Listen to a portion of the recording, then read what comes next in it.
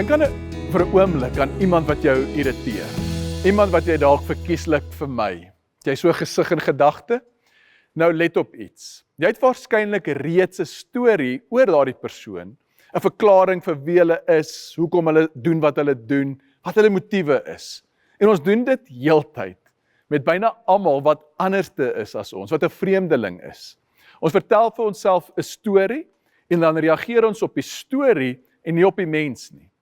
Nou jy sal onthou, Jesus vertel eendag van 'n man wat aangerand is en vir dood is, gelos is langs die pad. En 2 godsdienstige mense kom verby. Hulle sien hom raak, maar loop verby. Maar kom ons lees dan. Maar 'n sekere Samaritaan wat op reis was, het op hom afgekom en toe hy hom sien, het hy innig jammer gevoel. So die priester en die leviet het ook gesien, maar hulle stap verby. Nou die teks sê nie vir ons hoekom nie, maar ons ken die stories wat ons onsself vertel van ander. En dalk drie om aan te dink. Ons sien 'n persoon en dalk is ons eerste reaksie 'n oordeelstorie. Dit is seker hulle eie skuld. Hy moes nie daar geloop het nie. En as dit sy skuld is, hoef ek nie betrokke te raak nie.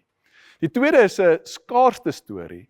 As ek stop, dan gaan dit my te veel kos. Waar gaan dit eindig? Of dan derdens 'n aanspraakstorie. Dis my tyd, my dag. Ek het net nie hiervoor gevra nie. Nou hierdie 3 stories en die ander wat ons onsself vertel, word dikwels wegkruipplekke.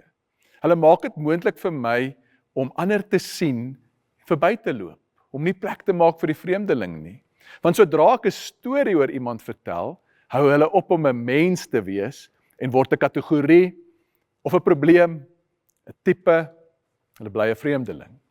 Maar die Samaritaan, hy het anders gekyk. Hy sien nie 'n probleem nie, hy sien 'n mens.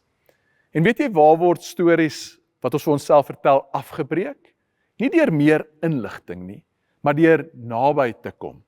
Jy sien in die gemak van my huis en dalk op my foon, waar die algoritmes net vir my wys wat my vooroordeele bevestig, kan ek nooit regtig 'n mens ontmoet nie.